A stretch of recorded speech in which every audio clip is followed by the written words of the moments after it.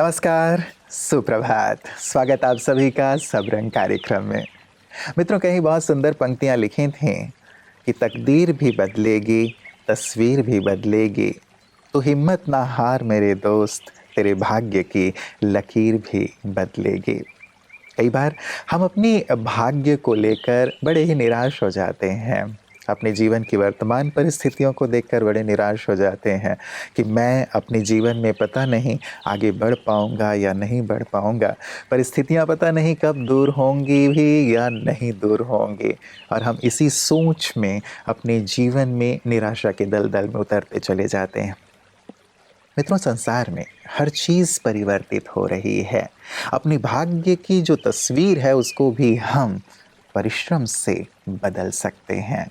वर्तमान में परिस्थितियाँ कैसी भी हों, स्थितियाँ कैसी भी हों, लेकिन यदि आप आशावान हैं, यदि आप परिश्रम करते हैं, तो निश्चित रूप से चीज़ परिवर्तित होती है। तो मित्रों, हमारी दिल की बहुत बहुत दुआएं और शुभकामनाएं हैं कि जीवन की हर परिस्थितियों से आप पार होकर के शिखर की ओर चलें, सफलता की ओर चलें, और निश्चित रूप से ये होना ही है। बस आपको हिम्मत रखनी है, आशा बनाए रखना है। तो चलिए इसी सुंदर बात के साथ चलते हैं आज के सुंदर सुवाक्य की ओर। ओम शांति। कहते हैं, अगर खुद पर यकीन है तो अंधेरे में भी रास्ते मिल जाते हैं। परंतु देखा जाता है कि जब भी इंसान के जीवन में दुखों व परेशानियों रूपी अंधेरे आते हैं तो इंसान अपने मस्तक की रेखाएं व हाथों की रेखाओं को बदलने के लिए बाहर किसी सहारे को तलाशने लगता है। परंतु सच्चाई ये है कि इंसान का सबसे परम मित्र, उसका सबसे बड़ा सहारा तो उसके भीतर छिपा है, और वो है उसका आत्मविश्वास, जिसे बस जागृत करने की ज़रूरत है। स्वयं को ये स्मृति दिलाने की ज़रूरत है कि मैं भगवान की संतान हूँ। मेरे में असंभव को संभव करने का सामर्थ्य है। मेरे में सर्व शक्तियाँ विराजमान हैं। मेरी विजय, मेरी सफलता निश्चित है। आपकी ये स्मृतियाँ आपके मस्तक की रेखाओं को बदल देंगी और आपके श्रेष्ठ कर्म, शक्तिशाली कर्म आपके हाथों की रेखाओं को बदल देंगे। तो अंधविश्वास नहीं, आत्मविश्वास करें। ओम शांति। अनेकों के ये अनुभव हैं कि केवल मन के सुंदर सकारात्मक विचार ही शरीर में ऐसी सुंदर तरंगें प्रवाहित करती हैं कि शरीर भी स्वस्थ हो जाता है और परिस्थितियां भी ठीक हो जाती हैं। क्यों ना इस सुंदर से सिद्धांत को हम भी अपने जीवन में उपयोग करें। और आइए चलते हैं इसी सुंदर संकल्प के साथ कि इसका हम प्रयोग करेंगे, उपयोग करेंगे आज के सुंदर स्वास्थ्य की बात की ओर। नमस्कार, ओम शांति। आज मैं आपको एक ये प्रैक्टिकल एग्जाम्पल, बहुत ही अच्छा है, इस पर आप ध्यान देंगे तो वेट मैनेजमेंट में बहुत बड़ी मदद मिलेगी। एक बहुत ही मोटा व्यक्ति था जो कहेंगे कि वो खाने के लिए ही जीता था। वो कहता भी था कि अरे खाना नहीं तो क्या है। बहुत लोगों ने कहा, अरे तुम्हारा वजन इतना बढ़ रहा है, ये वो। तो बोला, कोई नहीं, मैं तो खाने के लिए ही जी रहा हूं। फिर उसे एक समझदार व्यक्ति मिला। उसने कहा, ठीक है, तुमको जो खाना है वो खाओ, जितना खाना है मर्जी उतना खाओ, परंतु हमें भगवान ने 32 दांत दिए हैं, तो आप 32 बार चबा चबा के खाओ। एक ग्रास लेंगे तो 32 बार चबाओ और फिर खाओ, जो खाना है खाओ। उसने कहा, ठीक है, ये तो मैं कर सकता हूँ, दूसरा कुछ नहीं करूँगा। कहा, ओके। तो वैसा करने लगा तो उसने देखा कि 7-8 दिन में भले वेट तो कम नहीं हुआ, परंतु उसको गैस आदि होता था, एसिडिटी होती थी, वो कम होने लगी। तो उसको अच्छा लगा कि अरे कुछ तो फायदा हो रहा है। तो उसने और ज़्यादा किया। जब उसने और ज़्यादा किया तो उसका वेट भी धीरे धीरे कम होने लगा। तो उसे और इंटरेस्ट आया। फिर तो उसने उसके ऊपर अपना खूब भी दिमाग लगाया और उसने अपना दिमाग लगा करके एक पूरी सिस्टम क्रिएट की, और जितना भी उसको फ्री टाइम मिलता था उसमें जाकर के वो लेक्चर देता था कि खाने में जो खाना है खाओ, परंतु ये जो मैं विधि बता रहा हूँ उस विधि के अनुसार आप खाओ तो आपका वेट है वो अवश्य कम होगा। उसने जो विधि बताई उसमें कुछ चीजें हैं। एक तो उसने कहा कि छोटी थाली में खाओ, क्योंकि थाली प्लेट छोटी सी होगी ना तो वो थोड़ा खाना भी आपको ज्यादा दिखाई देगा। ऐसी उसने और भी बहुत सारी बातें बताई और उसके ऊपर वो लेक्चर देता था, तो देखा कि भी लोगों को काफी फायदा होने लगा। नमस्कार मित्रों, बहुत ज़रूरी है कि अपने साथ हम कुछ वक्त बिताएं और देखें कि कहाँ गलतियां हो रही हैं, क्यों हो रही हैं, कैसे उन्हें ठीक किया जा सकता है, ताकि आत्म सुधार किया जा सके और हम अपने जीवन में शिखर की ओर चल सकें, सफलता की ओर चल सकें, जैसा कि हमारे विशिष्ट जन करते हैं। यही उनकी सफलता का राज भी है।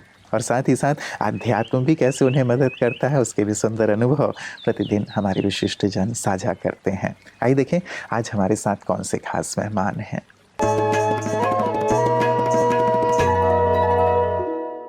जिंदगी तो धूप छांव का सफर है ना। दिन के बाद रात का आना, रात के बाद सूरज का आना, सब तय है। वो भी जिंदगी की सरगम भी वही है। सरगम हमेशा एक जैसी मीठी मीठी नहीं चल सकती, खट्टी खट्टी नहीं चल सकती और बिटर भी नहीं चल सकती। तो वो सारा मिश्रण है। जैसे हमारे साथ सुर है वैसे ही ज़िंदगी है। मेरे अपने बारे में मैं बताऊंगी कि मैं बहुत खुशकिस्मत हूँ कि मैं जब छोटी थी तो मुझे डबल प्रमोशन मिला था, तो मैं जल्दी ही सेकंड स्टैंडर्ड में, डायरेक्टली सेकंड स्टैंडर्ड में चली गई थी। इस नाते मैं 16 साल में मेडिकल में दाखिल हो गई, 21 साल में डॉक्टर बन गई।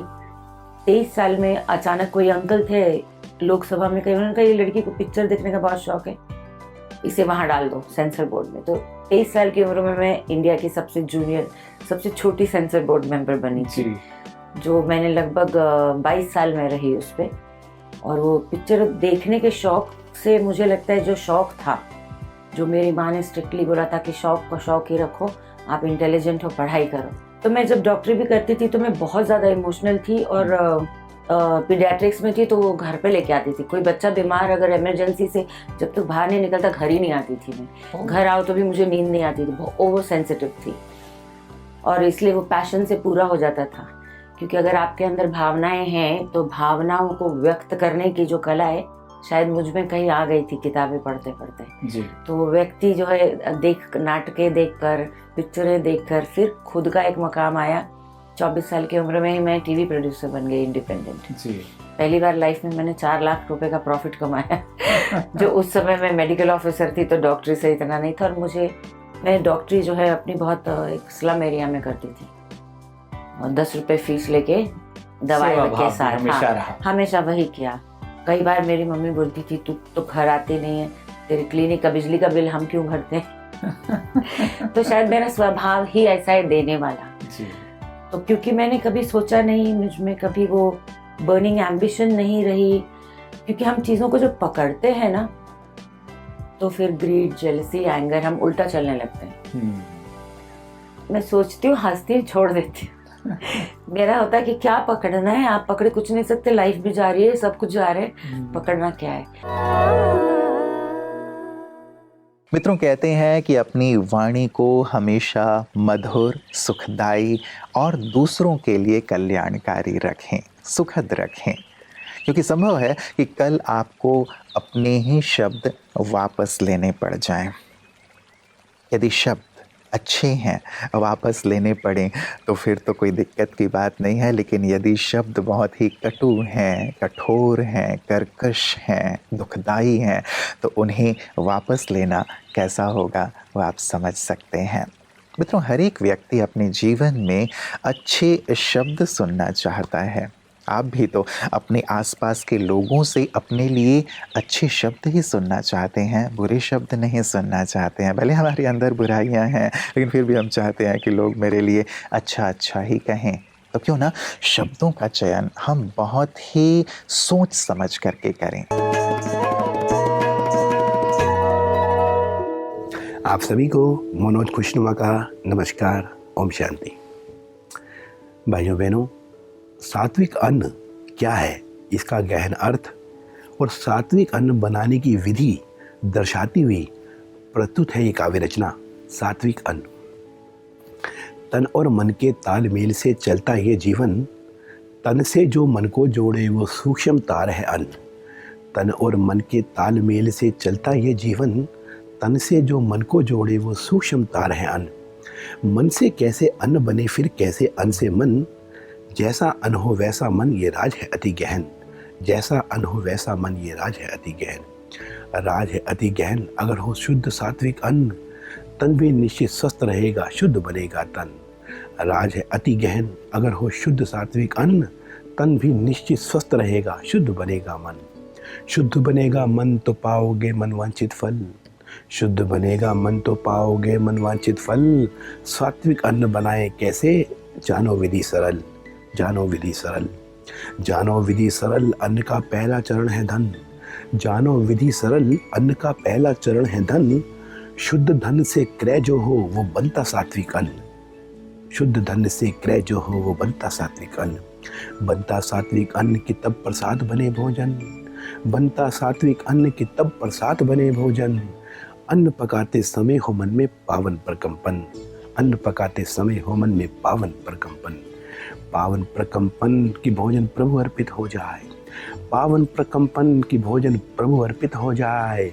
सर्वशक्तिवान की शक्ति फिर हो अन्न समाए। सर्वशक्तिवान की शक्ति फिर हो अन्न समाए। फिर हो अन्न समाए ऐसा सात्विक भोज जो खाए। फिर हो अन्न समाए ऐसा सात्विक भोज जो खाए। मन की प्रीत प्रभु संग लागे, सद्विचार वो पाए। मन की प्रीत प्रभु संग लागे, सद्विचार वो पाए। सद्विचार वो पाए कि बुद्धि सद्बुद्धि हो जाए। सद्विचार वो पाए कि बुद्धि सद्बुद्धि हो जाए। मन और बुद्धि की शुद्धि योगी सहज बनाए। मन और बुद्धि की शुद्धि योगी सहज बनाए। योगी सहज बनाए नियम जो करता अंगीकार। योगी सहज बनाए नियम जो करता अंगीकार। प्रभु को भोग लगा कर ही खुद अन्न करे स्वीकार। प्रभु को भोग लगा कर ही खुद अन्न करे स्वीकार। योगी सहज बनाए नियम जो करता अंगीकार। योगी सहज बनाए नियम जो करता अंगीकार। प्रभु को भोग लगा कर ही खुद अन्न करे स्वीकार। प्रभु को भोग लगा कर ही खुद अन्न करे स्वीकार। और अन्न का ही भाग है जल। अन्न जल कहा जाता है। तो जल के विषय में क्या करना है। जल को भी अमृत विचार के करता जो भी पान। जल को भी अमृत विचार के करता जो भी पान। तन मन शक्तिशाली उसके कर्म हो श्रेष्ठ महान। तन मन शक्तिशाली उसके कर्म हो श्रेष्ठ महान। कर्म हो श्रेष्ठ महान। कर्म श्रेष्ठ महान। धन्यवाद। प्रणाम। ओम शांति। मित्रों, चलते चलते घर के एक बड़े बुजुर्ग की सलाह जो मैंने कभी सुनी थी वो आपके साथ साझा करते हुए विदाई लूँगा। बुजुर्ग की सलाह थी कि भले ही लड़ लेना, झगड़ लेना, अपने मन की बात कह के हल्के हो जाना, लेकिन कभी भी बोलचाल बंद मत करना। क्योंकि जब एक दूसरे के साथ बोलचाल बंद कर देते हैं तो सुलह के सारे रास्ते बंद हो जाते हैं।